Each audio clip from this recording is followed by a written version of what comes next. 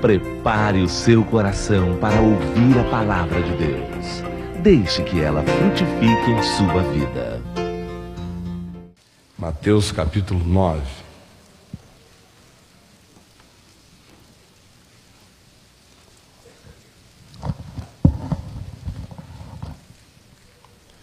E nós vamos ler do verso 19 em diante, aliás, do 18, que diz assim, preste atenção. Jesus tinha acabado de dizer que o que ele trouxera não cabia nas estruturas vigentes. E aí, ele em seguida, diz o texto, é submetido a uma sequência de eventos, de episódios, todos relacionados à necessidade humana, à cura, a problemas na mente, a disfunções no espírito, a manifestações espirituais possuindo pessoas. E a sequência corre da seguinte maneira, do verso 18 em diante. Enquanto estas coisas lhes dizia, estas coisas que eu acabei de falar, que aconteceram no contexto antecedente, eis que um chefe, aproximando-se, aqui não se diz que chefe era esse, era chefe da sinagoga. E é interessante que ele tinha acabado de dizer que o pessoal viciado não iria captar nem discernir o significado do novo, exceto quando a necessidade bate à porta, que é o que a gente vê o tempo todo. O indivíduo critica, fala e diz o que quer, enquanto não dói.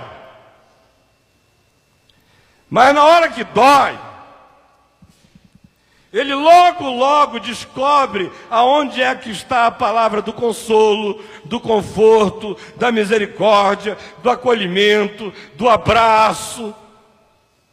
Aonde Betesda existe como lugar espiritual, como casa de misericórdia. De modo que esse chefe da sinagoga era um candidato potencial a ser um daqueles indivíduos viciados do vinho velho. Ele era o chefe da sinagoga e fazia manutenção daquela adega de vinhos da religião judaica que não queriam ser trocados pela novidade da presença do Evangelho do Reino como vinho novo. Aí de repente bate uma necessidade na casa do cara. A filha dele vai ficando fraca, vai ficando fraca, vai ficando fraca. E aí nessa hora, o cara começa a apelar para tudo. Onde tem vela ele acende, né? A minha agonia, minha filha está morrendo, o que eu vou fazer? As impotências vão chegando. E aí até o chefe da sinagoga tem que fazer uma viagem pública, passar pelo meio de um monte de gente, com todos os seus cargos, suas funções, suas titularidades, sua respeitabilidade, seu judaísmo assumido.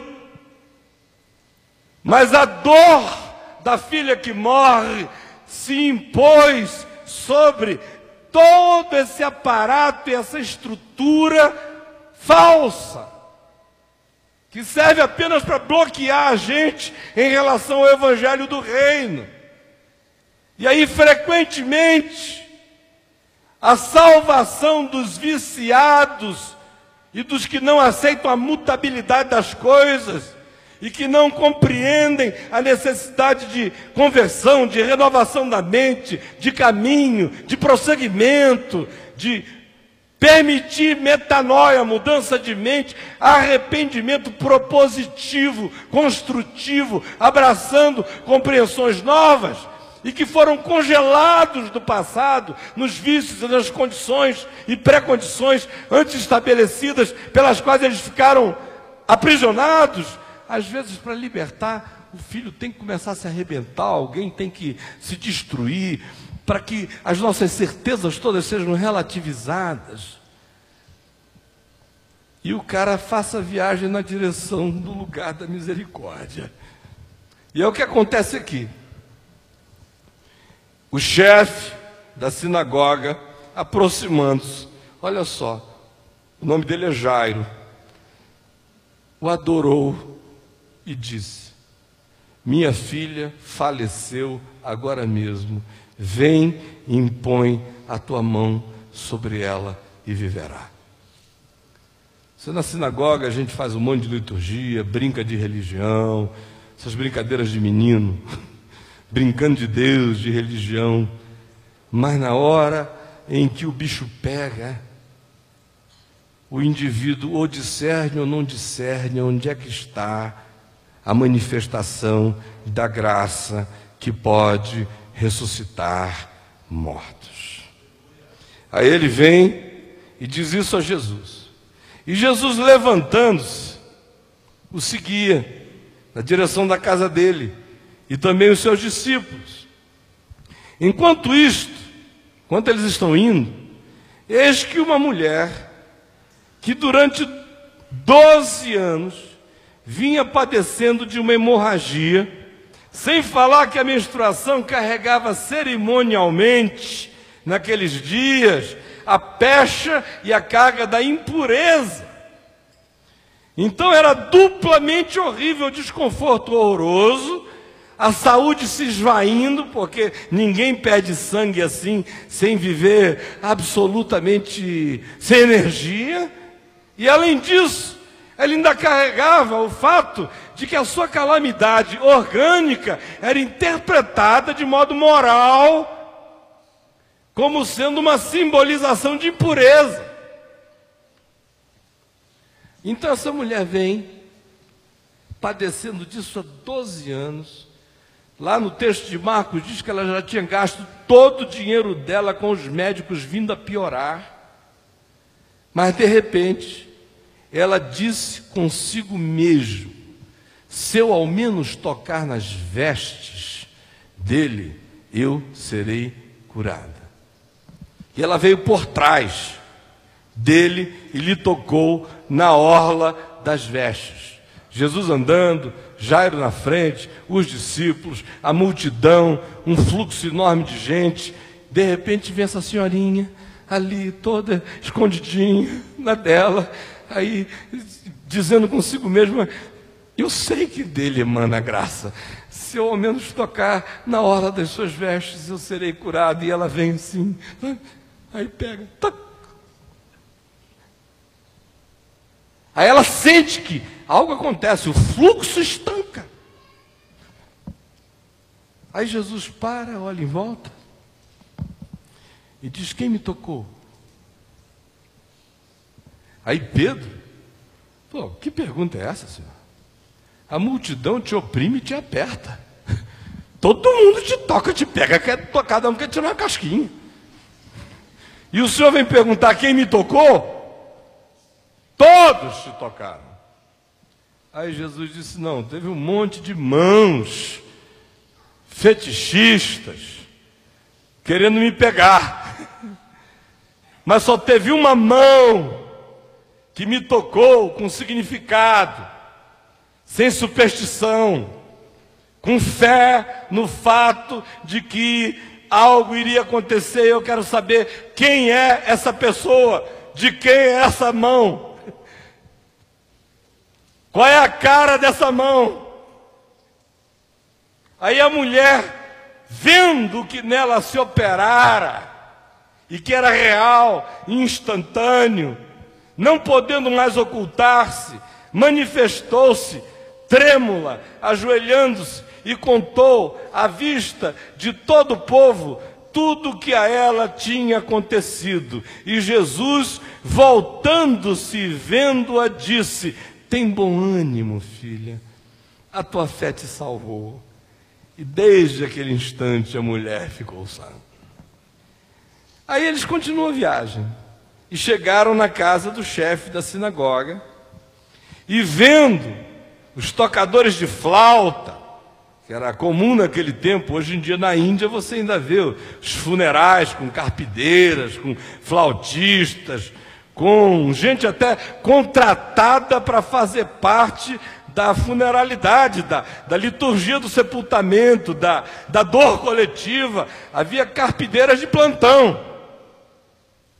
E ele chega lá e vê o funeral todo pronto, e o povo em alvoroço, e disse: retirai-vos, porque não está morta a menina, mas dorme.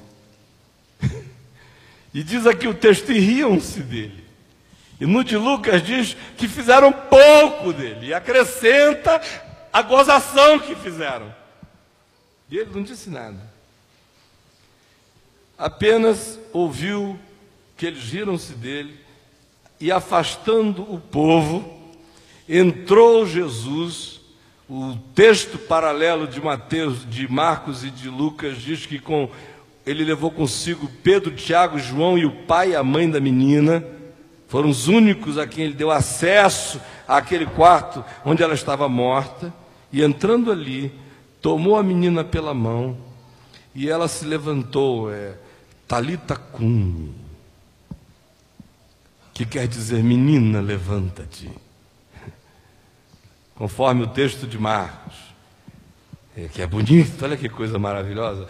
Talita cumi, menina, levanta-te.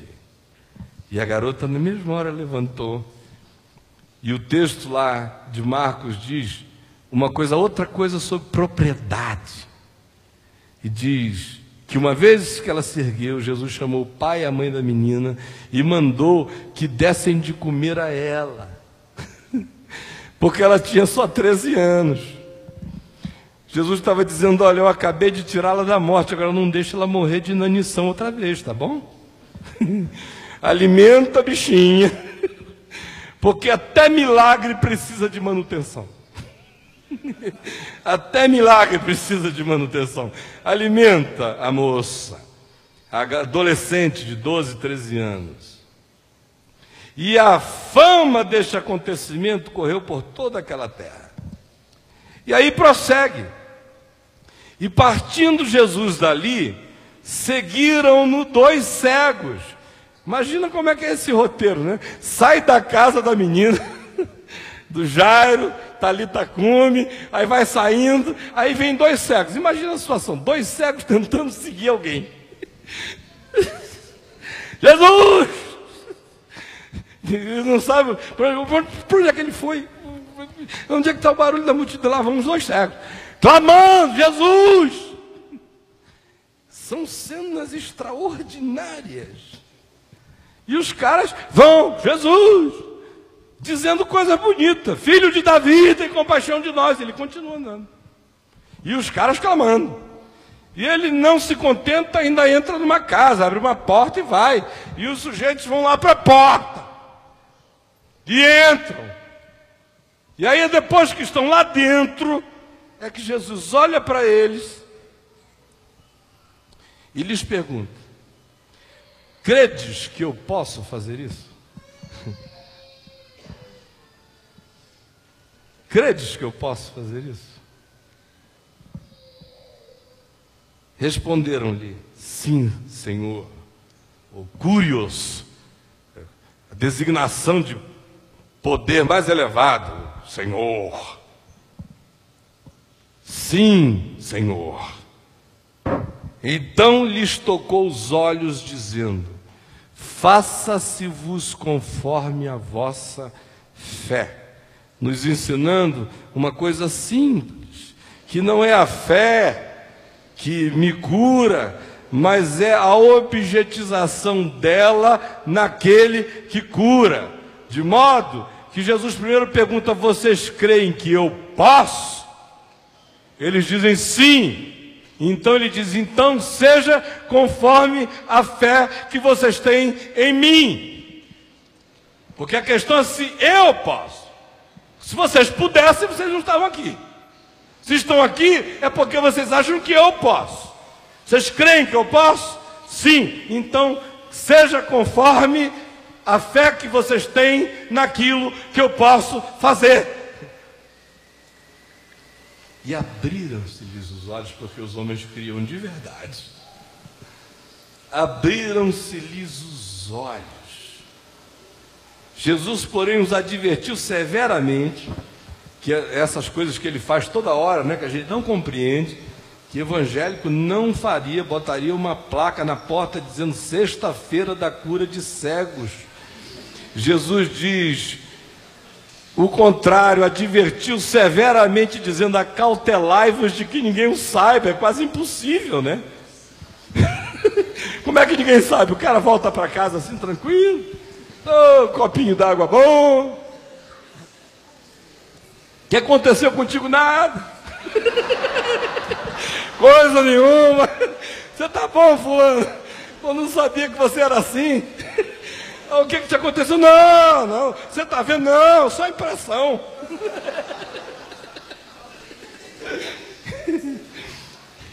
Jesus é muito esquisito. E é essa esquisitice do Evangelho que a gente precisa aprender. Essa esquisitice é esquisitice por causa da nossa idolatria marqueteira, do Deus das divulgações, da proclamação dos nossos poderes.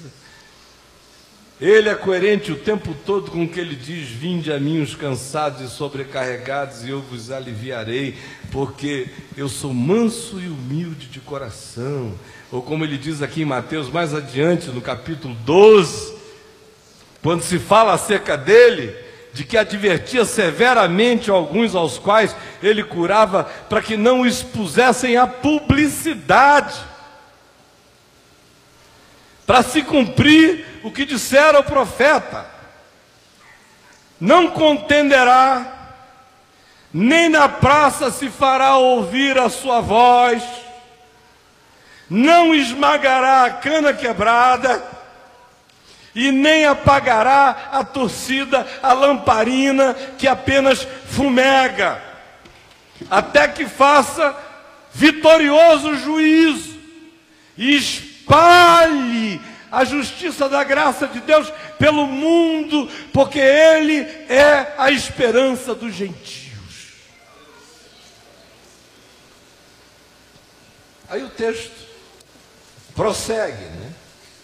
Verso 32 diz: ao retirarem-se eles, foi-lhes trazido um mudo endemoniado. Que dia maravilhoso, né? Vai saindo, é uma fila da pesada. Lhe trouxeram um mudo endemoniado. O possesso não podia nem se expressar. Possessão para dentro. Qual o teu nome? Um mudo endemoniado. Que situação. E Jesus, expelindo o demônio, falou ao mudo. Sai o demônio, o mudo começa a falar: oi! Que maravilha, obrigado, glória a Deus. Começa a falar. E as multidões se admiravam, dizendo: jamais se viu tal coisa em Israel. Mas os fariseus murmuravam, dizendo: pelo maioral dos demônios é que ele expele os demônios. Porque fariseu faz qualquer coisa, prefere blasfemar contra o Espírito Santo do que admitir que Deus é livre para realizar a sua graça no vinho novo, no odre novo, nos modos novos, nos caminhos novos, que Deus é Deus e Deus é livre.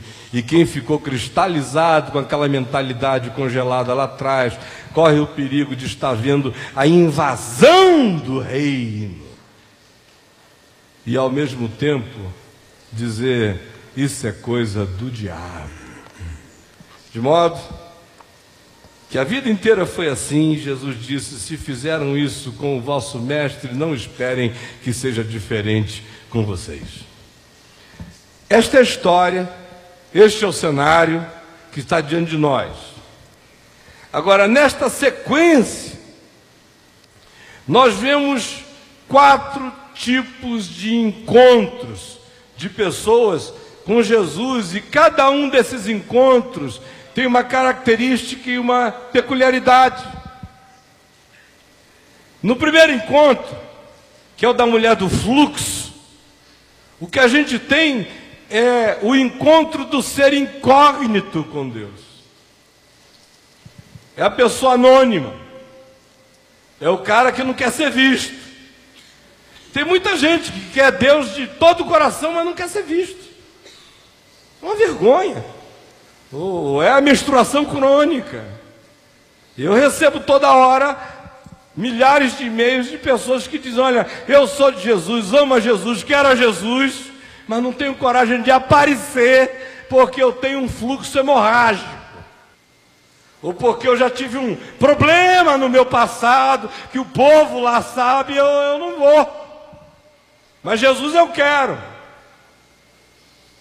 Esse é o pessoal que vem por trás, que pega na orla, que não tem coragem de botar a cara para fora. Não é porque não queira se identificar com Jesus, mas não quer ser interpretada pelo povo. E o primeiro encontro dessa narrativa é do ser incógnito, que deseja o anonimato, mas precisa de uma intervenção de Deus na vida dele. E essa mulher representa essa necessidade o tempo todo. É a pessoa que reconhece Jesus, mas não deseja ser conhecida pelos outros.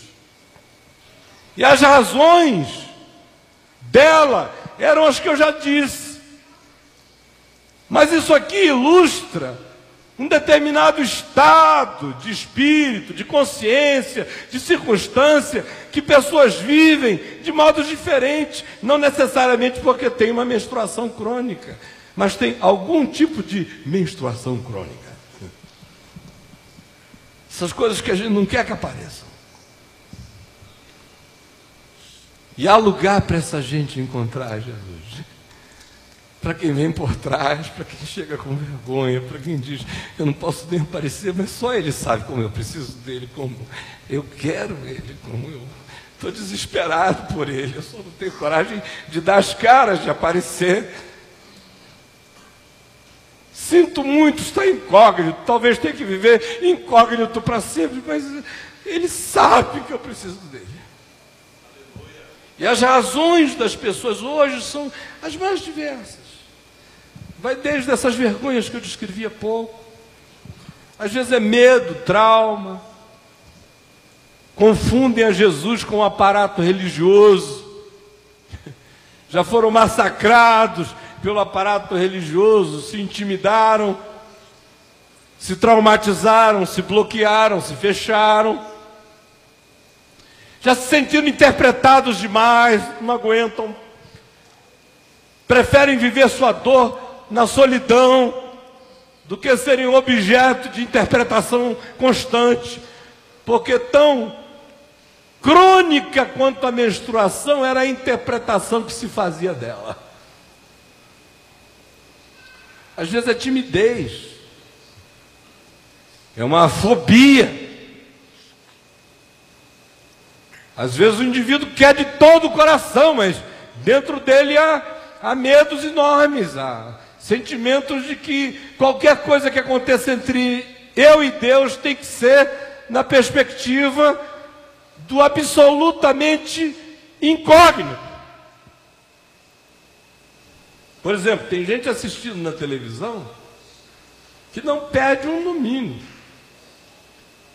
mas são seres incógnitos. Preferem ficar do lado de lá, eu vou lá, coisa nenhuma, sei lá o que acontece. Mas eles experimentam, como muitos têm experimentado, que a orla de Jesus chega lá. Que se a pessoa chega com fé e pega com fé, não importa onde ela esteja, na mesma hora, ela vai ter que ouvir dentro do coração o eco dessa voz eterna: quem me tocou? Não importa onde você esteja, mas chegou a hora de você se declarar para mim. Eu já vi isso acontecer em tantas situações, às vezes por incompatibilidade cultural com a igreja. Tem um bocado de gente que confunde Jesus com igreja.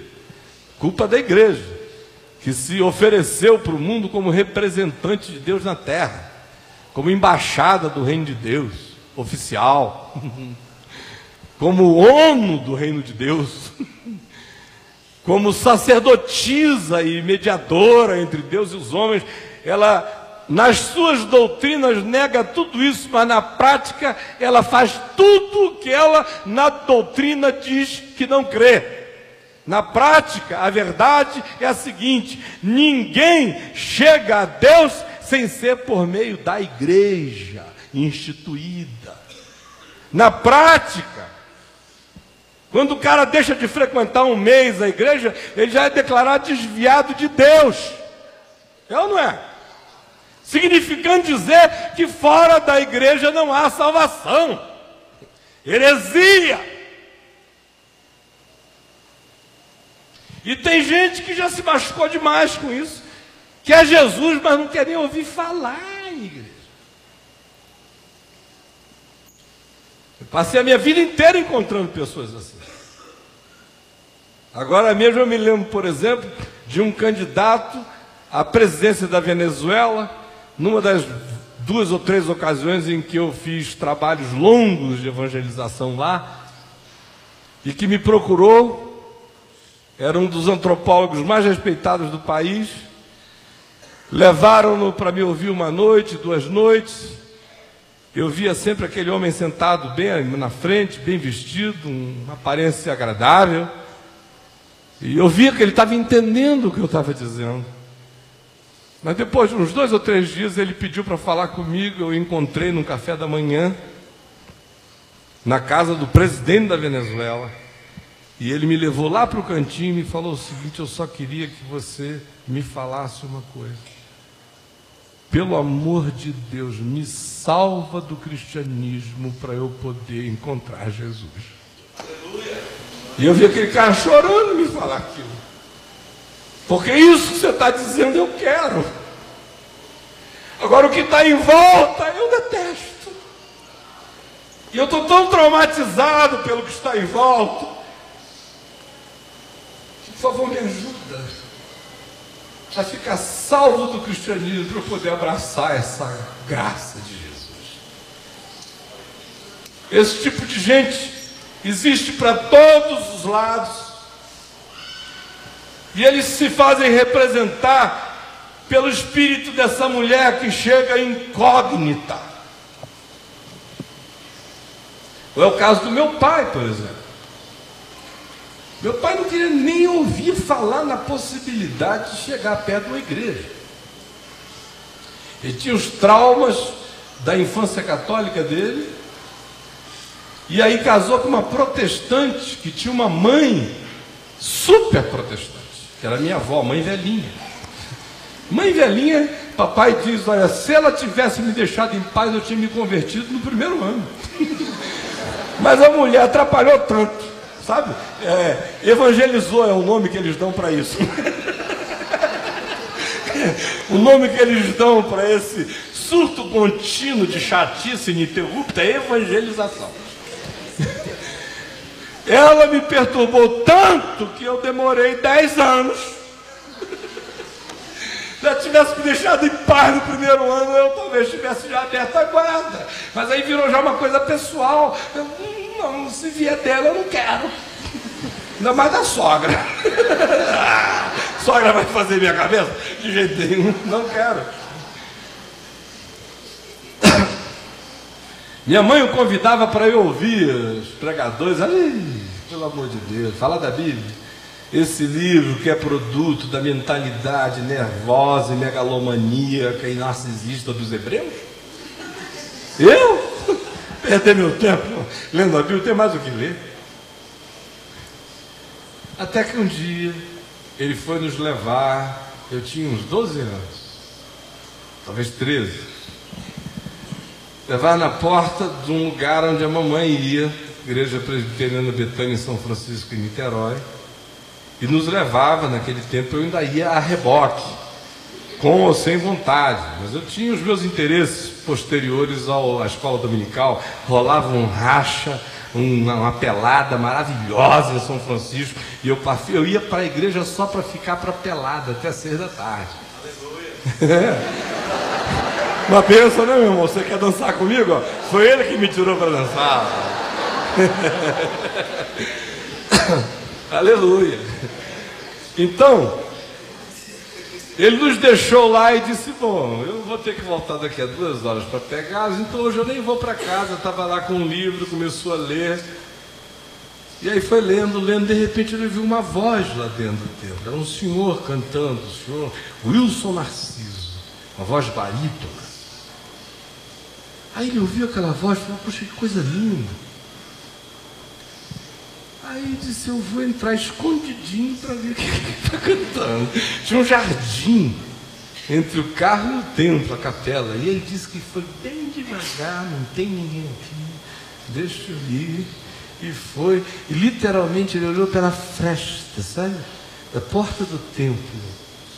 Aí o cara ia acabando de cantar. Ai! Fechou o órgão. Ele falou: decididamente não existe relacionamento possível entre eu e a igreja. É a primeira vez que eu tenho interesse, que eu vi uma coisa bonita sair de dentro, eu chego, acaba. Aí nesse mesmo momento, a dona Maria José Elisa, esposa do reverendo Antônio Elias, estava iniciando uma classe de escola dominical de mulheres, dizendo assim: minhas irmãs, o nosso tema hoje é a fé. Alguém aqui sabe o que é a fé? Aí ele disse, ficou atrás, falou: agora eu vou me divertir. Um machista, chauvinista, preconceituoso, agnóstico, arrogante, como ele era, falou: agora eu vou ficar escondido para ver o mico. Quando que essas mulheres vão saber falar de fé? Um assunto subjetivo, filosófico, complexo. Eu vou agora que chegou a hora da diversão. E ficou lá na festa, imagina a cena. E Deus brincando com ele. E Deus de gracinha com ele. Ele crente que está dando um flagrante de alguém e ele é o flagrado. Aí ele está lá na festa. Aí as mulheres começaram a definir a história. Fé. Aí uma falou, e é uma comunidade, naquele tempo especialmente, de pessoas de classe média alta, muitos professores universitários, muitas senhoras já trabalhando com psicologia, com pedagogia, com um monte de coisa, num nível, dando aula em faculdades. Ele foi ficando surpreso com as definições, com as elucubrações. Ele falou: meu Deus, essa igreja é diferente, essas mulheres pensam, não são como a Dona Maria, a mãe velhinha, nem o pessoal lá da igreja da Lacite, onde eu estou vindo. Elas pensam. Legal, legal. Mas aí a Dona Maria José chegou e falou: minhas irmãs, eu me admiro de vocês. Respostas tão infantis. A gente já está sabendo há tanto tempo que vocês ficaram aí com essas definições. Aí ele falou: bom, agora a professora vai falar, vai iniciar a cátedra da burrice. Estava bom. Quero ver o que ela vai dizer. Aí ela disse: ninguém precisa definir fé assim. Abram em Hebreus 11:1 e leiam. Ora, a fé é a certeza das coisas que se esperam e a firme convicção de fatos que se não veem. Aí ele falou: meu Deus, que definição maravilhosa! Que coisa! Quem é que conseguiria definir fé numa frase? É a certeza das coisas que se esperam e a firme convicção de fatos que se não veem. Aí ele falou Hebreus 11:1. Voltou para o carro, continuou no livro dele, disse nada para ninguém, incógnito. Chegamos à mesa, aquela mesa de casa de crente, né? Dia de domingo, galinha e macarrão. Tem aquela improvisação depois da escola dominical, passa na padaria, leva o galeto. Vocês sabem desses lanchinhos, né? E aí veio aquele almoço prejudicado pela escola dominical. Aí comemos. Quando acabamos de comer, mamãe está ali tirando as coisas e tal. Aí ele vira e diz assim: Laci, você poderia trazer uma Bíblia e abrir para mim Hebreus 11:1? Mamãe quase caiu. Oh, pelo amor de Deus, era o livro da mente nervosa, narcisista, megalomaníaca dos hebreus. Agora ele quer ler Hebreus 11:1. Parece que a brincadeira de Deus era tão interessante que ele falava dos hebreus, não era nem dos judeus. E a brincadeira de Deus foi tão acentuada com ele, que o texto que ele ouviu era Hebreus 11:1, sobre fé. Aí, mamãe foi lá, a gente ficou assustado, eu ouvi aquilo ali, digo, meu Deus, o que será que está acontecendo no português? Aí a mamãe botou diante dele e leu calado, aquele Hebreus todinho, porque começa lá com essa declaração e prossegue, dizendo que sem fé é impossível agradar a Deus, porquanto é necessário que aqueles que de Deus se aproximam creiam que Ele existe, que se torna galardoador de todos aqueles que o buscam. Pela fé, Abel agradou a Deus, ofereceu o melhor sacrifício do que Caim. Pela fé, Noé sepultou o mundo antigo, porque creu no mundo por vir. E vem pela fé, pela fé, pela fé, pela fé, pela fé, pela fé. E é enfático, e é fé. E como a fé mudou o mundo, parou o sol, abriu os mares, botou príncipes poderosos para correr, fez bandos de clãs primitivas cheias de fé derrotar impérios, enquanto fortaleceu o coração de outros que foram cerrados pelo meio, que receberam pela ressurreição os seus mortos. E fala daqueles outros que suportaram o insuportável e peregrinaram pelos antros da terra, pelas cavernas, vestidos de peles de ovelhas e de cabras, sem terem o que comer, nem onde pousar, porque contemplaram a riqueza por vir e não negociaram a sua consciência no imediato. E aí, ele ficou impressionado, virou para nós e falou: meu Deus, eu não sabia que a Bíblia era capaz de uma narrativa tão linda quanto essa shakespeariana. Shakespeariana é uma literatura maravilhosa. Um homem culto não pode ficar sem ler uma literatura dessa. E aí ele entrou nessa: vou ler literatura. Aí abriu aqui em Gênesis. Aí minha mãe, muito malandra, quando ele abriu aqui em Gênesis, começou a querer ler Gênesis. Ela falou: olha só, meu filho, deixa eu te falar uma coisa, esse é um livro diferente. Aí ele falou: ele falou: é porque esse livro aqui, se a gente lê do início, a gente não entende nada, a gente só entende quando a gente lê o fim primeiro.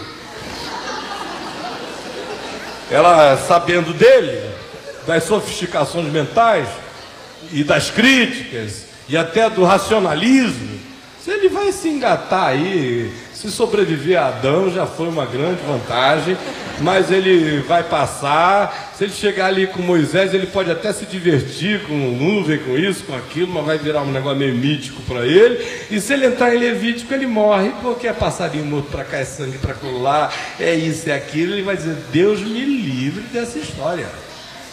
E aí, falou: pega Mateus, lê até o fim o Novo Testamento, que depois você vai entender o Velho. Aí ele falou: tá bom. Começou a ler às 3 da tarde Mateus. Quando ele chegou às 2 ou 3 horas da madrugada, ele estava em João 19, sem parar.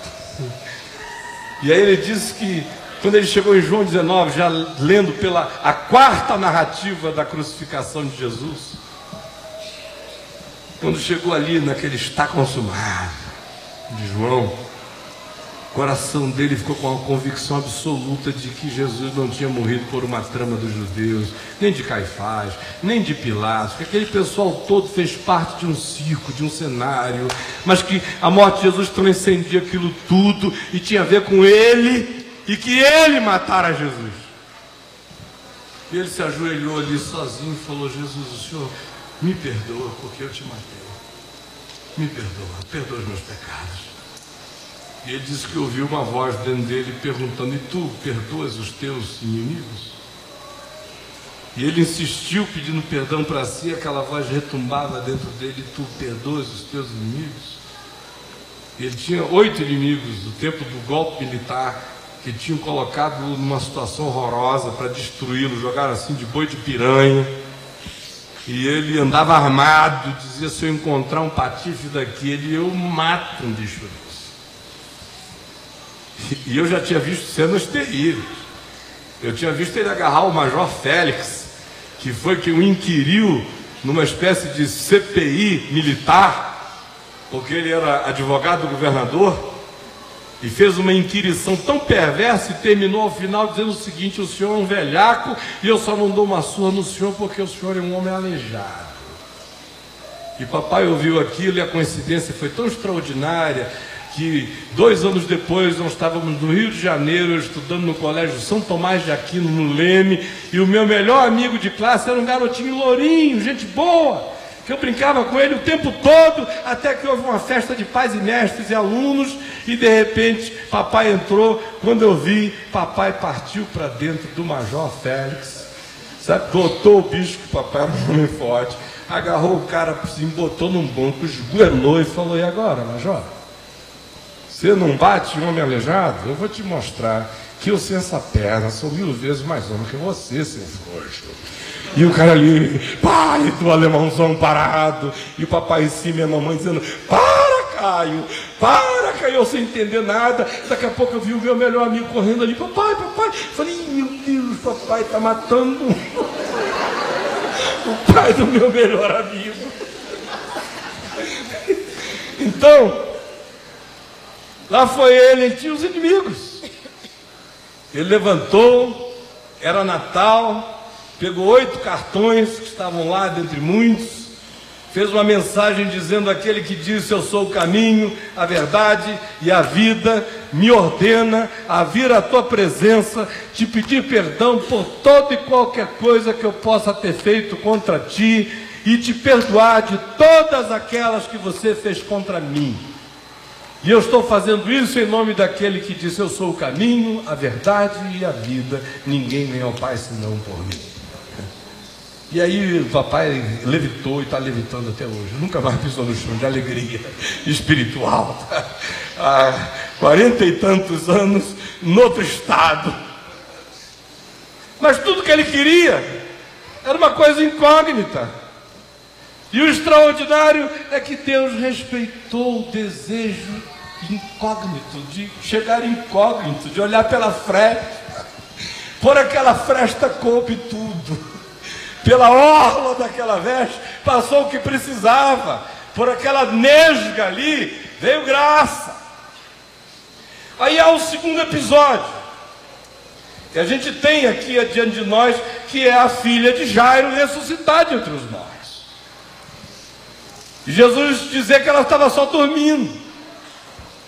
E o extraordinário é que aqui a gente tem o encontro de Jesus com o ser inconsciente, porque a menina estava inconsciente. É um Deus que fala ao inconsciente humano. É um Deus que diz: Talita, cumi. E a menina morta ouve. É um Deus que não precisa, que não é vencido pelos anteparos do consciente, que pode fazer a voz dele se fazer ouvir na tumba da morte, de alguém que não tinha sensorialidade nenhuma para participar, contribuição de fé nenhuma a dar. E o maravilhoso é a gente pensar que existe graça de Deus para os seres inconscientes, para essas pessoas que não têm o que oferecer, não têm consciência, não têm percepção, não têm informação, não têm acesso, estão dormindo, estão travadas, estão bloqueadas, estão adormecidas, estão em algum lugar dentro de si mesmas. E a pessoa que não conhece, não tem como conhecer, mas que é exposta à presença de Jesus.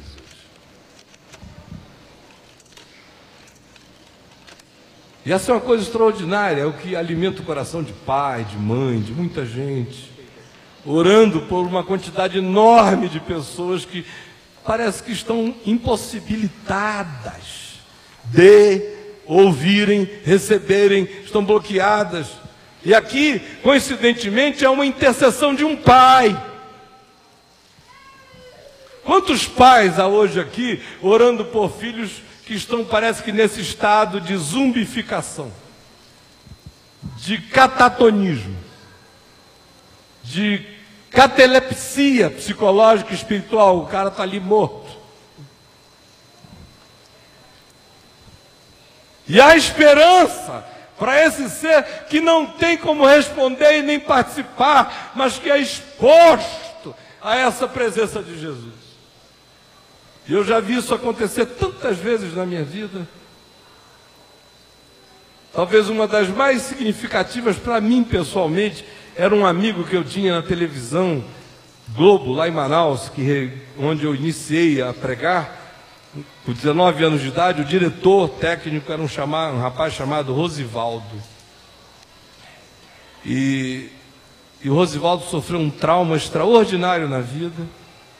Eu estava aqui em Brasília, coincidentemente, aliás, em Taguatinga, pregando na primeira igreja presbiteriana de Taguatinga, em abril de 1979, quando o reverendo Adair Sandoval era pastor lá, antes dele vir aqui para o plano piloto. E quando eu voltei para casa, no aeroporto, meu pai me disse: nós não vamos para casa, a gente vai direto para o hospital, porque o teu amigo tentou suicídio de verdade. Ele teve uma experiência horrorosa, entrou em pânico, numa angústia imensa e tentou se matar de fato. Conseguiram salvá-lo, mas ele está todo debilitado lá. Aí eu cheguei no hospital, o bichinho estava lá, me deu uma agonia, eu sabia a dor que ele estava experimentando e ele demonstrava isso de uma maneira tão explícita, uma vontade enorme de morrer de novo, quase que com raiva de ter sido salvo. E eu vi na cara dele que era uma questão de tempo, ele ia fazer outra vez. E aí levaram-no para casa naquela noite, ele já estava internado há alguns dias quando eu cheguei, recebeu alta, foi para casa e eu falei: esse cara vai acabar fazendo outra besteira. E me deu uma agonia tão grande, que aí por volta das 11 horas da noite, eu abri a janela do meu quarto, me ajoelhei na janela, botei a minha mão na direção da casa dele, no bairro do Japiim, em Manaus, e fiquei orando mais ou menos de 11 horas da noite até as 5 ou 6 da manhã. Eu não dormi a noite inteira clamando por ele, pedindo a Deus que desse a ele, olha só a ousadia, dando ideia para Deus. Falei: Senhor, eu quero pedir que tu faças o meu amigo, que tu invadas o sonho dele, o inconsciente dele, que tu faças ele sonhar com o bom pastor e com os pastos verdejantes. Aí depois eu falei: agora eu queria pedir que o Senhor ajudasse a ver, mostra para ele os dois caminhos, o da vida e o outro. Aí fui pedindo aquilo ali a ele, falei: agora, Senhor, eu queria pedir que tu revelasses a ele o fato de que tu és o pastor dele. E fiquei orando e pedindo a Deus que desse esses sonhos aí. Quando o dia amanheceu, eu fiquei por ali, tomei um café, meio angustiado, louco para dar 8 horas, que eu digo: não vou bater na casa do homem antes disso. Mas quando deu 8, eu, para lá, cheguei lá, alguém na casa me atendeu, falei: por favor, gostaria de falar com fulano. Aí ela disse: olha, ele saiu para trabalhar, já tem 1 hora. Aí eu falei: o quê? Saiu para trabalhar? É, ele está na televisão. Aí eu corri para lá, ele estava no estúdio. Ajeita esse spot aqui, muda aquela luz para lá, não sei o que, dando ordem para todo mundo, naquele agito de todo dia. Quando eu entrei, ele me chamava de preacher. Aí quando ele me viu assim, ele falou: preacher! Eu falei: meu irmão, tá tudo bem? Ele falou: tá tudo bem. Aí eu falei: eu sei que tá tudo bem. Você quer que eu te conte o que te aconteceu ou você quer me contar? Aí ele falou, então vem comigo aqui. A gente foi lá para uma sala. Aí eu falei, eu estou falando sério, você quer que eu te conte ou você quer me contar? Aí ele falou, não, me conta. Eu falei, eu pedi a Deus para te dar um sonho, para você ver os pastos verdejantes e as águas tranquilas da tua alma. Aí o cara começou a chorar. Eu falei, eu pedi a ele para te mostrar 2 caminhos. E eu pedi a ele para mostrar que Jesus é o pastor do teu ser. Aí ele falou, olha, você não vai acreditar, eu passei a noite sonhando essa sequência de sonhos, do jeito... E aí ele foi me descrevendo os detalhes da coisa toda. E eu ali, menino, com 20 anos de idade, aprendi por mim mesmo, no meu coração, que Deus visita o inconsciente daqueles que não estão com possibilidade de serem visitados, porque estão todos bloqueados, e esse ainda estava à distância, e lá vai Deus e entra no inconsciente dele e fala com ele, Talita cumi, levanta. Aí a gente tem um terceiro episódio, que é o encontro de Jesus com o ser consciente, que são esses 2 cegos, que têm consciência, mas têm limitação, consciência suficiente para, apesar da cegueira, andarem atrás, seguirem, clamarem, designarem-no como filho de Davi, insistirem o suficiente para chegarem até a porta dentro da qual ele se havia posto, dentro de uma casa, e invadiram o lugar. A consciência era tão grande, a disposição tão imensa, que a relação se configurou com a propriedade daquela própria procura. Porque Jesus chega e pergunta a ele, que não pergunta a ninguém, a eles. Sou filho de Davi? Estão pedindo misericórdia? Vocês creem que eu posso fazer isso? Porque a consciência tem que responder. A consciência tem que dar respostas. A inconsciência não precisa responder, mas a consciência tem que responder.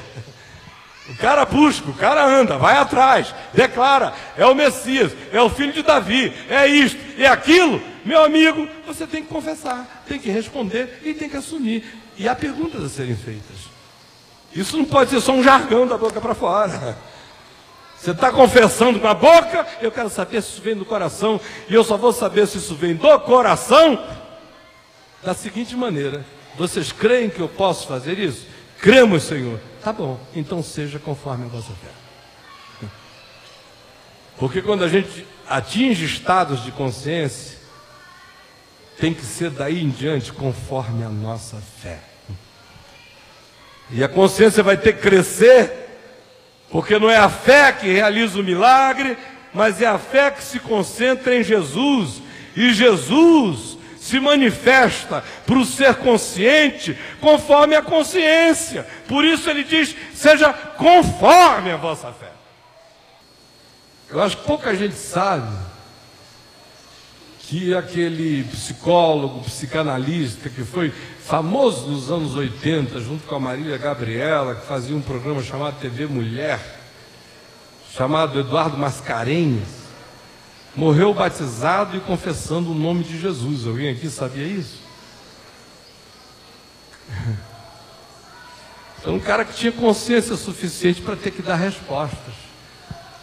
Eu fiz muitas perguntas a ele, ele deu muitas respostas. O teu trabalho não é entender a mente dos outros, não é o da consciência? Então, pela via da consciência, a palavra chegou lá. E ele me ouviu um dia falar de maneira muito mais complexa, uma coisa que eu falei algum tempo atrás aqui sobre o Gadareno. E ele ficou tão impressionado com a arquitetura daquela construção, que aí começou a me procurar, e aí ia na minha casa e queria saber mais. Me fala de Jesus desse jeito, assim que você fala, né? Esse aqui eu entendo. E a gente conversou. Depois de 2 anos, ele apareceu com câncer. E o câncer foi galopante. Enquanto isso, a gente vinha conversando. E ele, depois de estar com câncer e de muita conversa, foi na casa dele, que ele já não podia mais sair, mas antes disso, no casamento da enteada dele, eu fui lá fazer E enquanto eu estava pregando para o casalzinho e aquele grupo de pessoas ali no Country Club, lá no Rio de Janeiro, as pessoas em pé ouvindo num gramado, eu olhando para ele, eu fui vendo que ele foi ficando pálido. E o câncer estava instalado, ele sabia o combate que ele estava tendo, era quimioterapia, radioterapia, ele estava no perrengue. E eu fui vendo o rosto dele ficando pálido, pálido, pálido, aquele homem alto. Aí quando eu acabei de falar, eu estava falando justamente sobre esse texto. Jesus não contenderá, na praça não se ouvirá a sua voz, não esmagará a cana quebrada, nem apagará a torcida que fumega.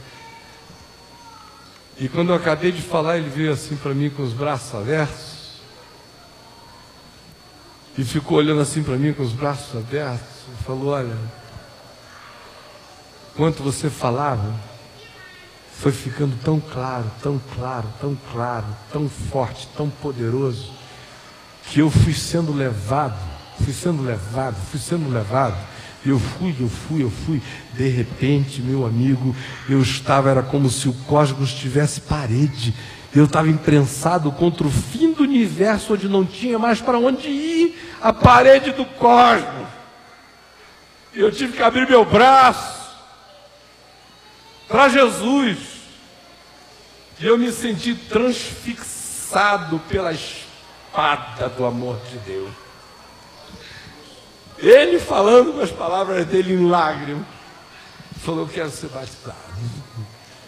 Eu o batizei na casa dele, ficamos muito tempo. Um dia ele me disse, olha, eu tenho que te confessar uma coisa, eu tenho um problema ainda. Eu falei com ele, eu tenho um problema com a virgindade de Maria. Esse negócio de mulher sexuada. Eu gostei tanto de mulher minha vida inteira, meu grande problema foram as mulheres. Aí de repente chega assim, a mãe de Deus, a mãe de Jesus,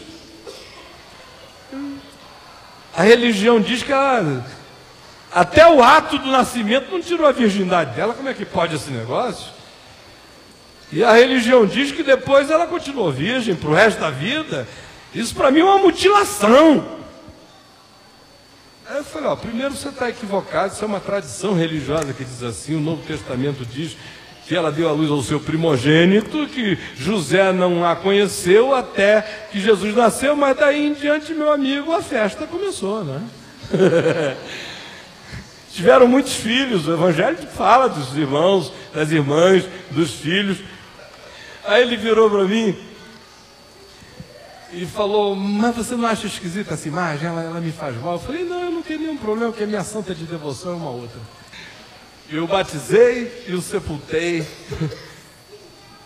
Mas é um exemplo claro desse indivíduo que não está enxergando, mas quer.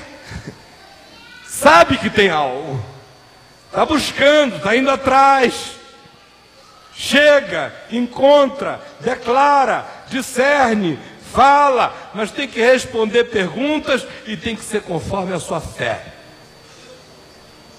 E no dia que ele estava morrendo, ele falou para a esposa dele, olha, eu sei que eu vou morrer hoje, mas eu quero esperar o Caio voltar. Eu estava aqui em Brasília resolvendo algumas coisas, me ligaram, eu corri para lá, cheguei no hospital, ele estava nas últimas e ele estava te esperando. E aí eu falei palavras de Jesus com ele, orei enquanto eu orava, ele foi apagando, partiu. E no dia seguinte, nós o sepultamos. Estou dizendo isso a você, porque quem quer que tenha consciência vai ter que ter a coragem de responder. E vai ter que ser conforme a sua fé, meu irmão.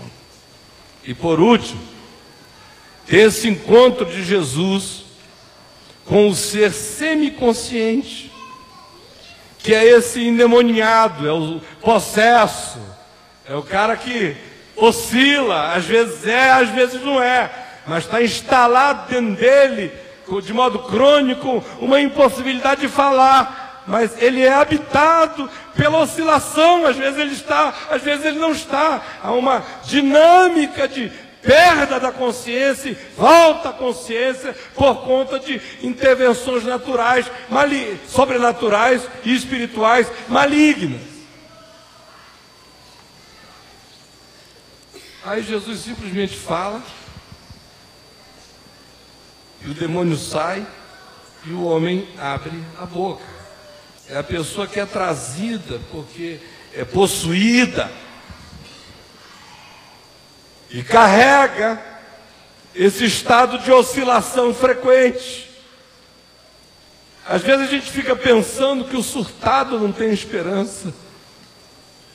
Mas Isaías diz que no caminho, com C maiúsculo, Isaías já usa essa expressão lá, que no caminho, se chamaria caminho santo, até o louco andaria por ele.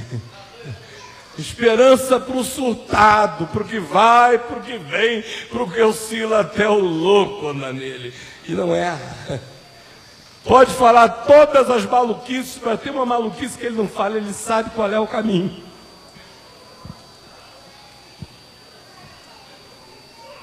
E hoje eu não sei qual é o seu estado. Eu só sei que há esperança para o surtado. E sei de todo o meu coração que existe uma quantidade enorme de bloqueios na vida humana que são resultado de irresoluções espirituais, ou de presenças espirituais, ou de psiquismos espirituais, ou de forças demoníacas, ou de construções psicológicas demoníacas em nós, que às vezes nos travam, nos bloqueiam, nos emudecem, nos ensurdecem, nos entopem, nos paralisam, inviabilizam nosso relacionamento com o mundo exterior. E o indivíduo vive nesse estado de oscilação, nessa bipolaridade, nessa pendularidade, às vezes por surto mental, às vezes por intervenção espiritual mesmo, mas não interessa, o estado de semiconsciência tem e reside em absoluta esperança na presença de Jesus. Agora, o que a gente pode aprender desses encontros? Eu vou terminar em 5 minutos. Primeiro, gente, que todos carregam limitações nessa vida, todo mundo carrega. Tem uma que sangra, tem uma hemorragia, não tem ninguém sem espinho na carne, não tem ninguém sem uma dor em casa, não tem ninguém sem uma angústia na família, não tem ninguém sem alguma coisa em si que esconde. Nessa sequência aqui, uma é hemorrágica. Outros não têm visão, não têm percepção. Outros não têm capacidade de se comunicar, foram emudecidos pelo mal. Mas seja lá o que for, ou mesmo aquele que está mergulhado no estado de inconsciência, as limitações podem ser de qualquer natureza, porque as limitações existem. Quem não as conhece é aquele que disse: os impossíveis dos homens são possíveis para Deus. Segunda coisa que a gente precisa saber é que todos foram encontrados onde estavam. Ninguém teve que se maquiar, a mulher não teve que lavar a hemorragia para ser objeto da graça, não teve preparação para nada, não teve coisa nenhuma. Aqui é verdade, venha como está, não é malogro, como acontece às vezes na igreja, né? Que engana a moçada. Venha como está, Jesus te ama, Jesus te quer, não me interessa quem você é, apareça, venha agora, atenda e tal. E o pobrezinho acredita, vem só para descobrir que foi só uma sedução, porque os caras dizem: olha, tá legal, você aceitou Jesus, mas daqui para frente, olha, pega essa lista aqui, e se você não se conformar com esse negócio aqui, você está danado. Agora aqui isso não é brincadeira. Quem está sangrando, venha sangrando.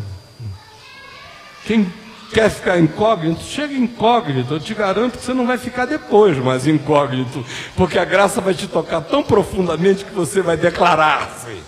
Você vai dizer: eu quero, eu sou dele, ele fez isso em mim.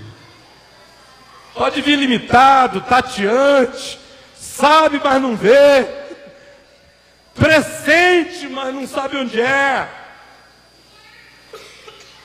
pode estar no sono da inconsciência, pode ser o que for, limitações todos temos, e é fato e é verdade que todos foram encontrados onde estavam e como estavam, porque o encontro com Jesus é o único encontro de fato.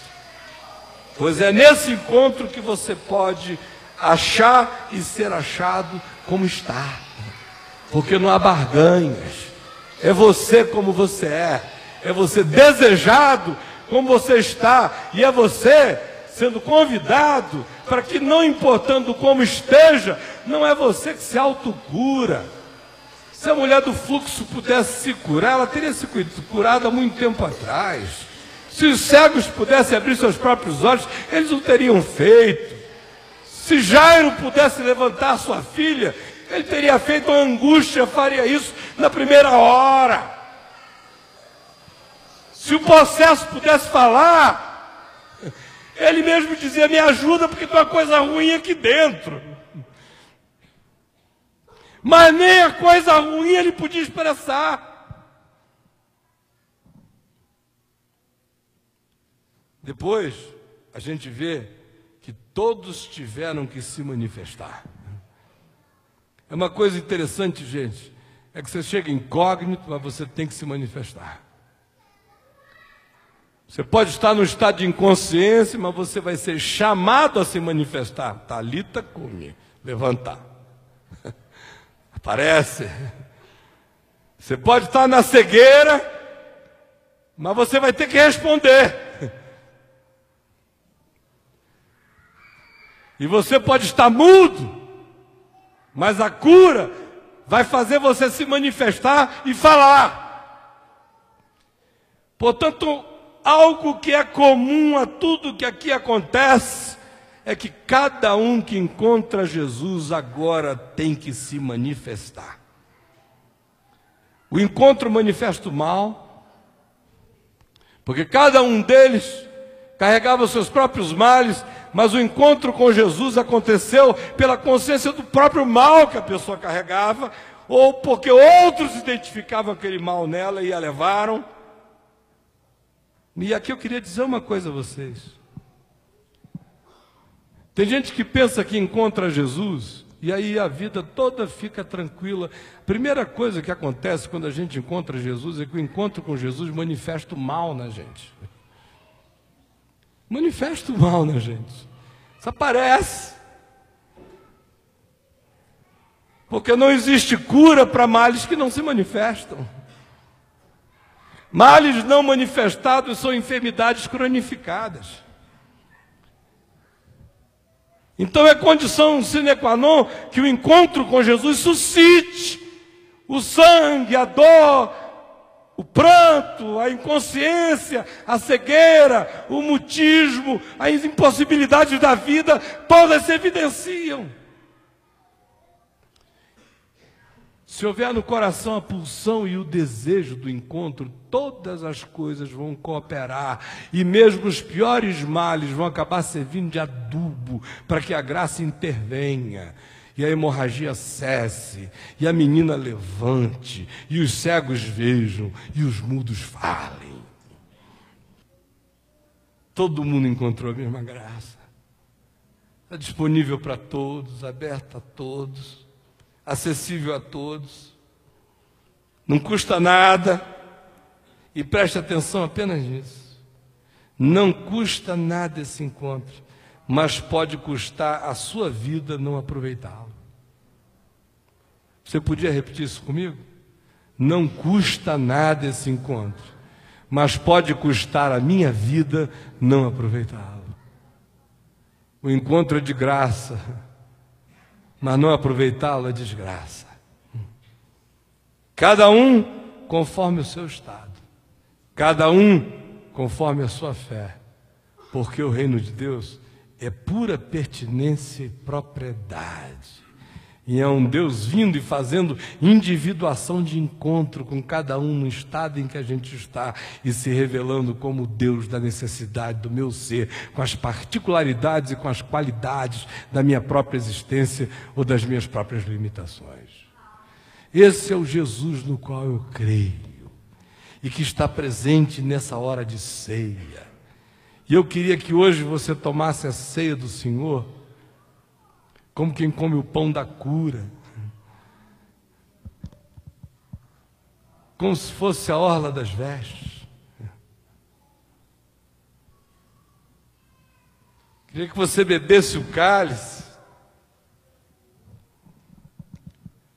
como o vinho de saúde.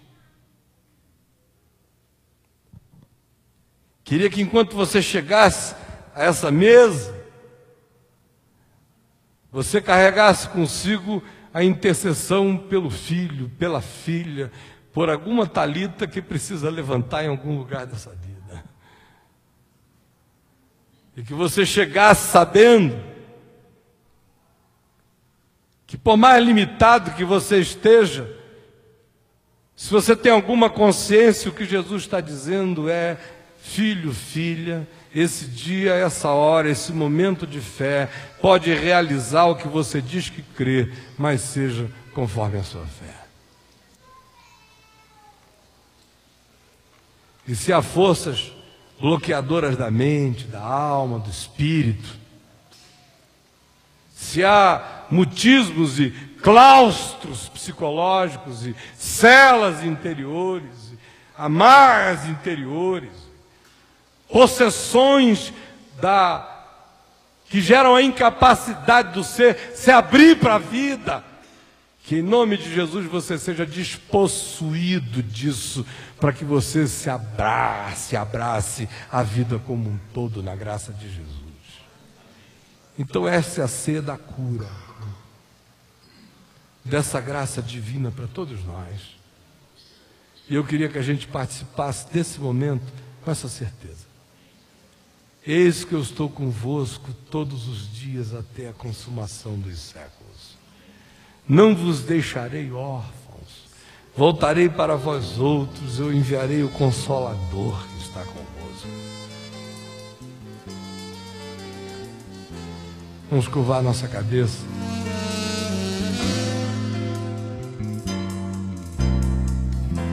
O coração de Deus é como casa aberta, é um porto seguro, uma cidade certa, para quem quiser fazer valer a pena viver. No coração de Deus há tanta segurança, quem confia nele a vida descansa e não caminha só.